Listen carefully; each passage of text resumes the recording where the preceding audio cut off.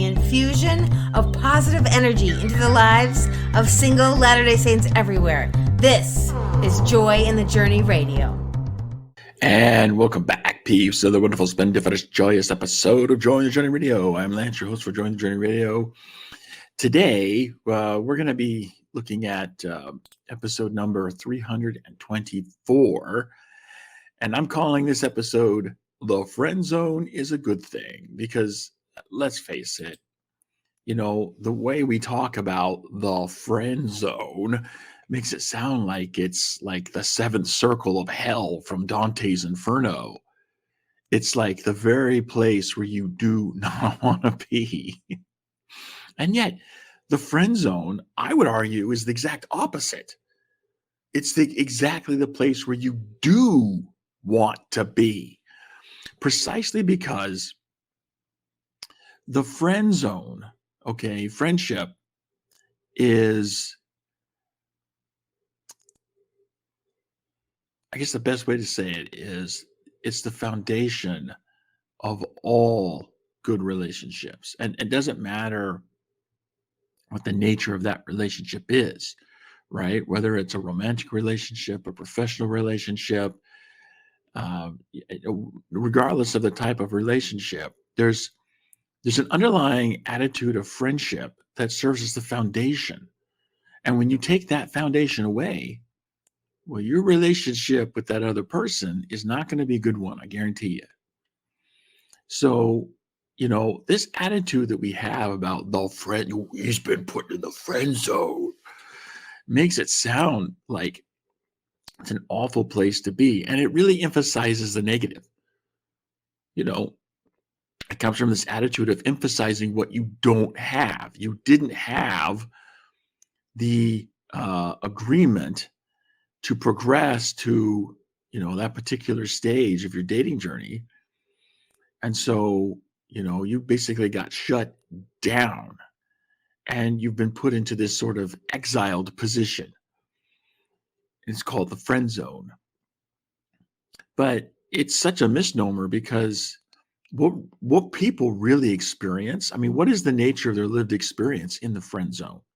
It's certainly not friendship. You know, it's like you just, you don't talk to people, you don't associate with them. And that's where it gives you this sort of feeling of exile. And so, yeah, it does have this really negative connotation to it. I think we need to change our thinking. You know, if I just flip things around and change the way that we think up here, because as we've been discussing, you know, especially the last couple of weeks, it's like perspective is everything. And if you can just, you know, get the right perspective on things, you know, half your problems go away because half your problems are really up here. They're up here in your head. So we tend to think about, you know, the problems and challenges that we have in our lives as being something external to ourselves. And that's part of the problem with why so many of our problems and challenges are continuing. Like we never seem to be able to get to solve them. And the reason for that is that we're not attacking the root of the problem. The root of the problem is not out there. The root of the problem is in here, in your mind, in the way that you think and perceive the world around you. This is where the real problem lies. So if you can get this up here in your head straight, half your problems are going to go away. I guarantee it. And I can do that because I've experienced that myself in my own life, that half the problems that I had, that I thought I had as a Latter-day Saint single, totally went away as soon as I got this, started to get this right up in here in the head. I started developing new ways of thinking and new ways of perceiving the world. You know, I love that question that we looked at when we were talking about Ryan Holiday's book, the obstacle is the way. I love that question that he asked that we talked about, where he says, "Is your perspective giving you perspective?" Think about that for a minute. I mean, this is one of the reasons why I love this question is because you can use it as sort of like a key principle for figuring out, you know, do you have the right mindset? Is your thinking properly aligned? Is your perspective giving you perspective? I think if your perspective is just showing you the negative, if your perspective is just showing you continual problems and challenges, and whatever you focus on, that's what you're going to feel. So it's really easy to assess, if your perspective is giving you proper perspective, because that perspective is going to drive your focus. The focus is going to drive how you feel. So if you're continually feeling not good, well, it's because your focus is not good, and your focus is not good because your perspective is not good.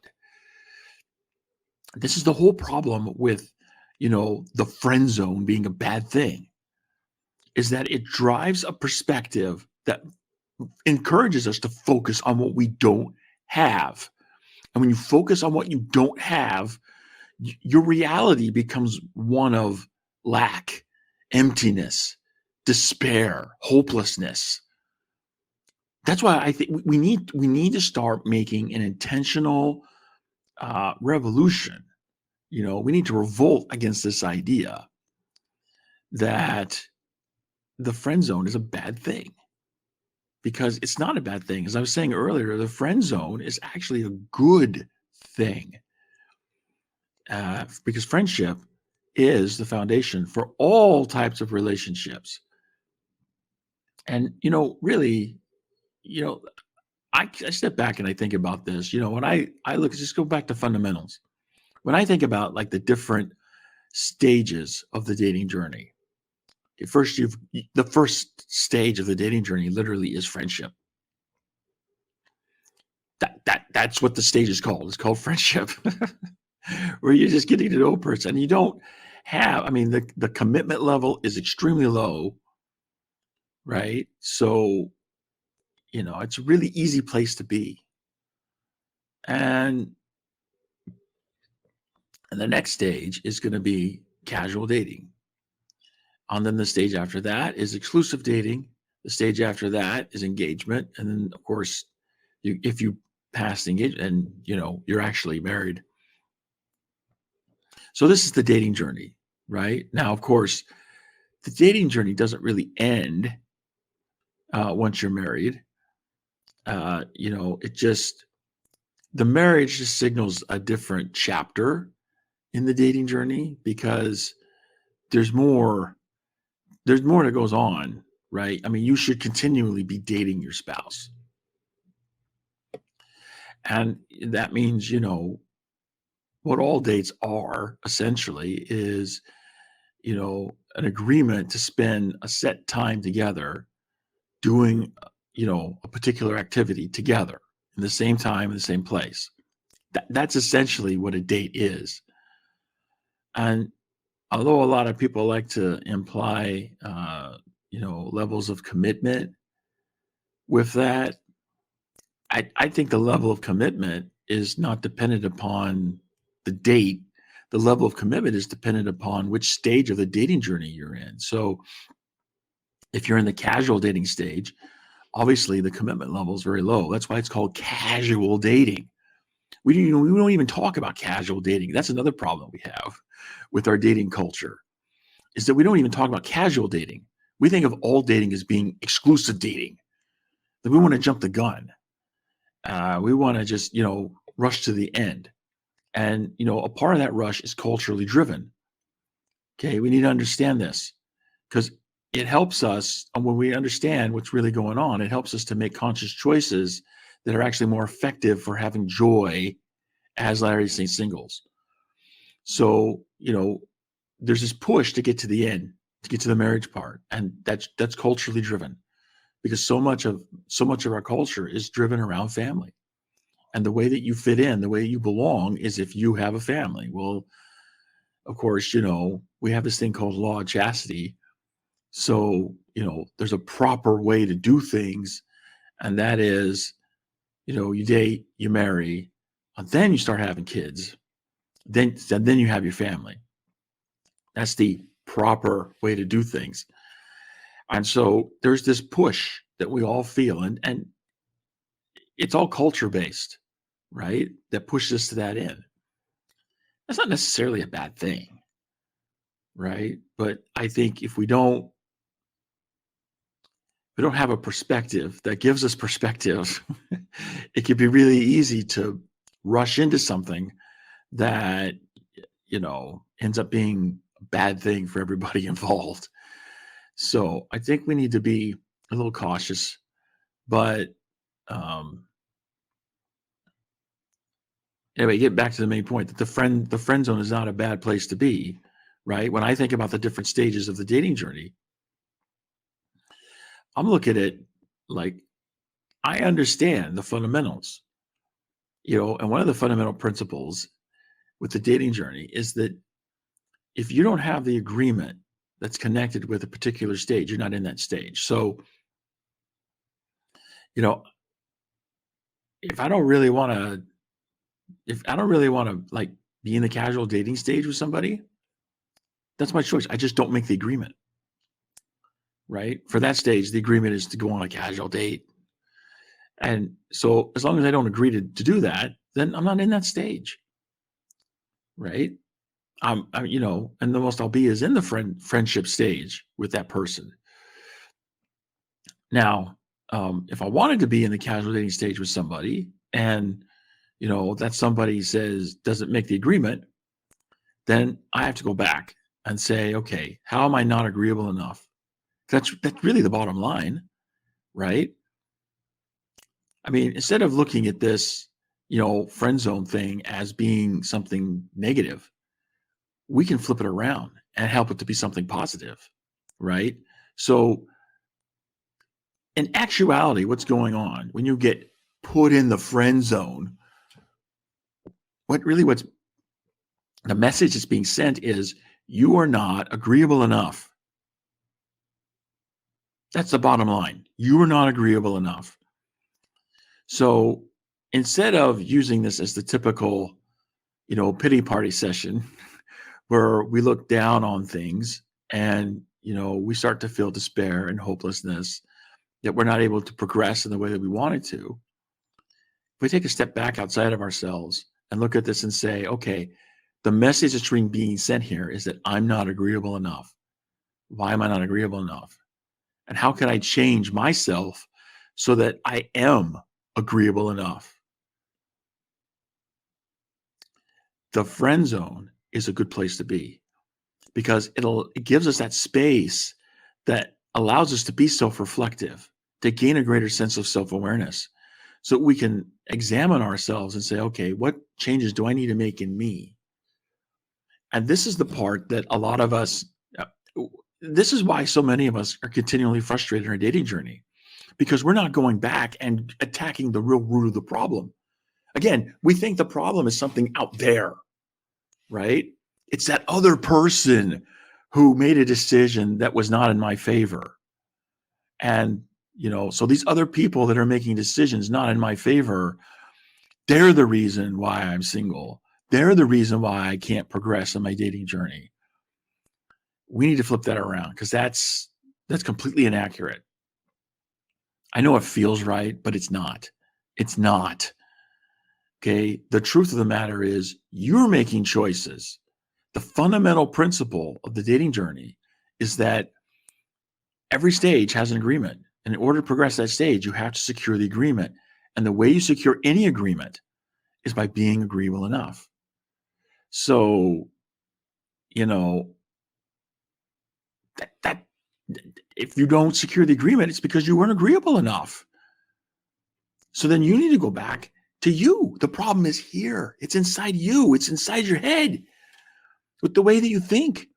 Because once you get your thinking right, once right thinking precedes right action, right action precedes right results.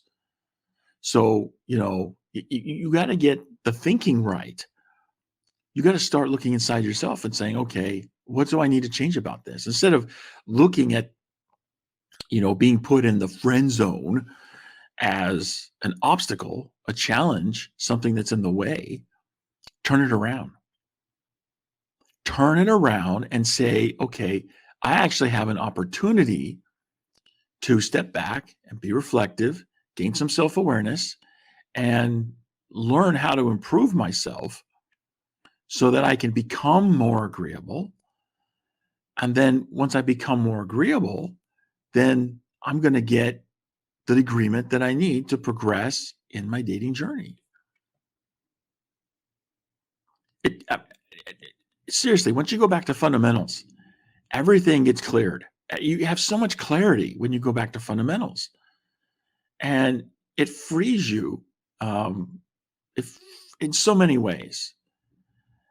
You really have to experience this to understand what I'm getting at here. But so many of us don't.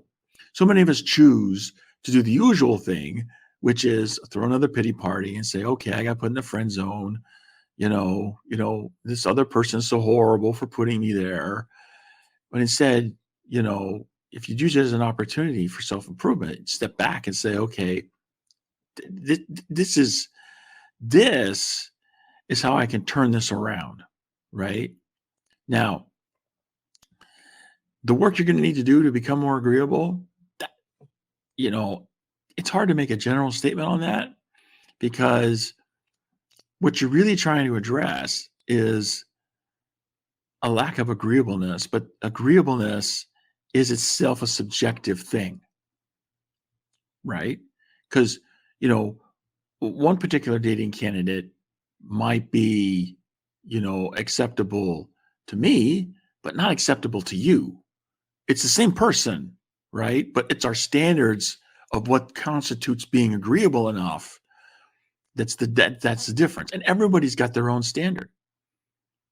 Further complicating the issue is that everyone's on this spectrum between being completely covenant minded and being completely naturally minded, right? So I get that in the picture. Yeah. So, we're on this spectrum, and I hate saying this. I always hated saying this, and I always will. But I have to tell you true, peeps. I have to be real with you. The reality that we're all facing is that the vast majority of Latter-day Saint singles are making dating decisions that are driven more by the natural mindset as opposed to the covenant mindset. We like to think of ourselves as covenant people, and so you would think that the covenant mindset is what's driving our decisions.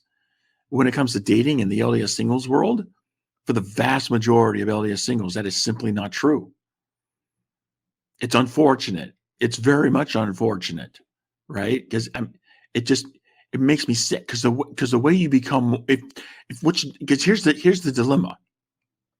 If what's driving the dating decision is more naturally minded, so it's based in this world, this life, this mortality, the natural mindset just wants to secure the best genetic material to spawn the next generation. It's evolutionary biology, and that's all that it is. So, when that's driving your dating decisions, you're basically obstructing the plan of our Heavenly Father, because you're denying, people who are worthy and covenant, and, they're looking to make and keep a sacred covenant, and you're stymieing their progress. So don't tell me that doesn't have implications in eternity. So that's a definite problem. And then the other problem that you find with this mindset is that what constitutes being agreeable enough? You have to become more worldly in order to gain the agreement you need to progress in your journey toward making an eternal covenant. And this just rubs me so raw, that we have to, because of our perspective, because our thinking is not right, that we have to become more worldly. We have to chase after worldly values in order to become agreeable enough to make an eternal covenant. This part really gets me raw. I just, right now, I'm intentionally trying to calm myself down. I'm laughing to keep from just going old berserko on you. I really am, because this is something I've seen not only in my own life, but in the lives of so many other Latter-day Saint singles. And none of us deserve this treatment. None of us do. It's a total injustice, and yet it's being perpetuated by this natural mindset that people, I think a lot of us are just not aware of how naturally minded our decision making is. And so, that one of the things I'm hoping to do with this program is get the message out. Let's start raising awareness, because awareness is the first step. The awareness is always the first step to positive change. So, if we just be more aware of what's driving this, then we can start making better decisions. And that changes what actually becomes acceptable. So, but the reality is that's not where we're at. The vast majority of Latter-day Saint singles are making dating decisions that are driven by the natural mindset. So, the fundamental principle is if you don't have the agreement, you don't progress. That's just what it is. So successful people accept the world the way as it is, not the way they wish it would be. I wish that, the vast majority of Latter-day Saint singles had the covenant mindset, that they were making dating decisions based on eternal values. That's not what I see. That's not what I've observed. So, that's just not reality. So we have to deal with the reality. And that is, hey, you know what? Instead of, sulking and wishing that people would see the real you, you need to just step back and say, okay, you know what? They were not going to see the real me until I satisfy these worldly conditions. So, I have to chase after these worldly things. Okay. Now, I would hope that somehow we meet somewhere in the middle, right? Like, you raise yourself up enough. Let's see, which hand do I want to do that? So this hand. So you want to raise yourself up enough, right? And then, their standard of what is acceptable comes down, because that's the covenant mindset is all about looking at things that matter most. So from a temporal standpoint, from a worldly standpoint, it's going to look like you're coming down in your you're actually dropping your standards. You're not really dropping your standards. It's going to feel like that. It's going to look like that, but that's not really what's going on, right? Because again, the perspective controls everything, right? So as long as you have that worldly perspective, it's gonna look like you're lowering your standards, settling for second best, when really, you're going after the best.